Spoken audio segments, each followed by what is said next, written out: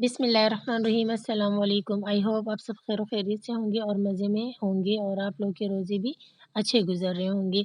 ईद की शॉपिंग करने के लिए मैं और मेरी हया सिस्टर बेबी को लेके हम आ चुके हैं इधरी मार्केट, बल्कि जा रहे हैं, रास्ते में हैं। तो ईद की शॉपिंग तो हमने ऑलरेडी कर ली थी रमज़ानों से पहले। बेबी की तो फुल कंप्लीट शॉपिंग हो गई थी। बस मैंने और मेरी हया और ज़ोया सिस्टर ने सोचा था कि हम जो है ना रमज़ानों में भी एक चक्कर लगाएँगे मार्केट का और हम प्यारा सा एक सूट लेंगे अगर मिल गया अच्छा सा तो। तो हम जो है ना हैदरी मार्केट आ गए थे 12 बजे के करीब और यहाँ पे आप लोग देख सकते हैं सब लोग बैठ के जो है ना वेट कर रहे थे। एक ही शॉप यहाँ पे जूतों की ओपन थी। मैंने यहाँ पे वाइट कलर के जूते देखे, मुझे बहुत ज़्यादा पसंद आए। लेकिन जो है ना मेरे पास 3 पेयर ऑलरेडी पड़े हुए जूतों के। मैंने सोचा और जूते नहीं लेने, पहले मैंने उसको पुराना कर लें पहन के, उसके बाद ही फिर देखूँगी। तो अभी जो है ना हम यहाँ पे शॉप का वेट कर रहे हैं, शॉप कब ओपन होगी। शॉप तकरीबन डेढ़ 2 बजे तक ही ओपन होगी। यहाँ सबका कहना था, ये सामने जो शॉप है ना, तो हम वेट करने के लिए यहाँ बैठ चुके हैं। और जब हम ऊपर आए शॉप ओपन हो गई थी तो एकदम से फिर इतना कोई रश भी बन गया था ना। तो खैर इस टाइम जो है ना हम सबसे पहले ही ऊपर आ गए थे।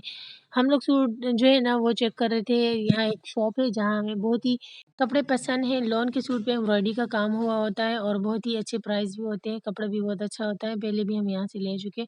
अब इस टाइम जो है ना वो शॉप मुझे दिख नहीं रही थी, शायद रोज़ा लग रहा था रमज़ान की वजह से भी जो है ना यहाँ पे आगे पीछे हो जाते हैं मुझसे शॉप, तो वो शॉप भी हमें नहीं मिल रही थी। अब हम साइड जो है ढूंढने ना तो हम इस साइड हमने काफ़ी वेट किया, लेकिन ये अब आया और बच्चों की कपड़ों की शॉप के सामने जाएंगे तो वहीं से पता चलेगा कि वहाँ पे हमारी शॉप है या नहीं।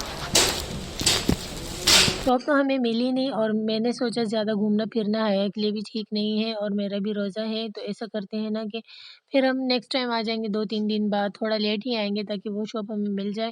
क्योंकि हमने जो है ना खामख़ा एक सूट लाज़मी प्यारा-सा लेना है। अब हम जा रहे हैं घर को। मैं सो रही थी जैसे ही मैं मार्केट से ही आराम कर रही थी। आराम मेरा हो चुका है और अब जो है ना सर की नमाज़ पढ़ेंगे। अभी अज़ान नहीं हुई हो जाएगी तो इसके बाद जो है ना फिर हम अपना इफ्तार की तैयारी स्टार्ट करते हैं। जैसे कि आप सभी को पता है कि रमज़ानुल मुबारक में जो है ना मेरी हया सिस्टर की तबीयत ख़राब हो गई है और हमें SIUT जाना पड़ता है, हर 2 दिन बाद जाना पड़ता है डायलिसिस करने के लिए। तो हम वहाँ कभी ऐसा हो जाता है कि टोकन हम लेकर आते हैं, फिर लाइन में बैठना पड़ता है। पता ही नहीं चलता टाइम का, सारा दिन, सारी रात वहाँ गुज़र जाती है। उस उनका जो है ना मुझे कोई सिस्टम समझ में नहीं आता। लेकिन ऐसा है कि ऐसे-ऐसे हम जाते रहेंगे तो सिस्टम खुद ही समझ में आ जाएगा। क्योंकि वहाँ पे जो है ना आप भाई जाता है फ़जर में टोकन लेके आता है, उसके बाद जो है ना हम कॉल भी करते हैं कि कौन-सा नंबर चल रहा है, लेकिन फिर भी कुछ भी समझ नहीं आती। वो लोग कहते हैं आप लोग आ जाइए यहाँ बैठ के वेट करें। तो हम वहाँ जाके वेट करते हैं। तो कभी हमारी इफ्तारियाँ काफ़ी दफ़ा मेरी और मेरी आपी की इफ्तारी भी वहाँ हो चुकी है, सहरी भी वहाँ हो चुकी है। ना आने का पता चलता है घर, ना जाने का पता चलता है, बहुत ज़्यादा ख्वारी हो रही है। तो वहाँ की मैंने वीडियो भी नहीं बनाई क्योंकि मैं पहले खुद को समझा दूँ कि हमारी टाइम टेबल क्या है, हमारी रूटीन क्या है, क्योंकि हर 2 दिन बाद जाना पड़ता है।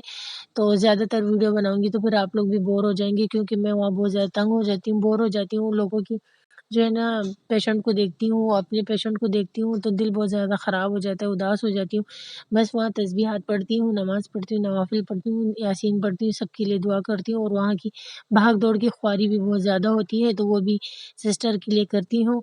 और फिर जो है ना इफ्तार टाइम हो जाता है, सहरी टाइम हो जाता है, बिल्कुल भी वक़्त का पता ही नहीं चलता ना।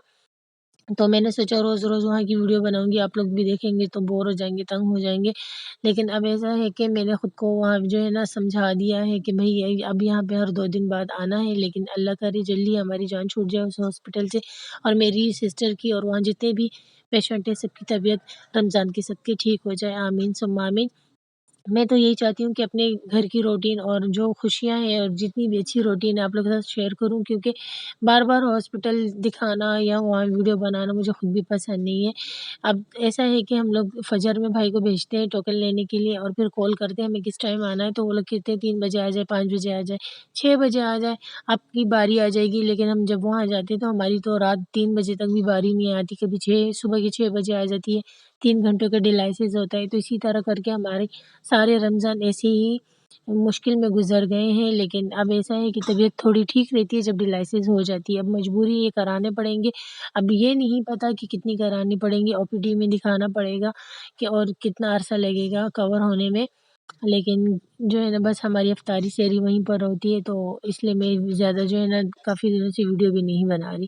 अब जितनी भी मैंने वीडियो बना ली, मैंने सोचा आप लोग के साथ शेयर करूँ। अब घर में जब मैं रहूँगी तो घर की वीडियो बनाऊँगी, बाहर जाऊँगी तो कोशिश करूँगी बाहर वीडियो ना बनाऊँ। अगर आप लोग चाहते हैं कि वहाँ मेरी रूटीन कैसी होती है, तो फिर मैं वीडियो बना के शेयर कर दिया करूँगी कि अगर मैं सुबह से जाती हूँ, पूरी रात गुज़र जाती है, नेक्स्ट डे हम लोग घर आ जाते हैं, कैसी मेरी रूटीन गुज़रती है, तो मैं ज़रूर आप लोगों के साथ शेयर करूँगी।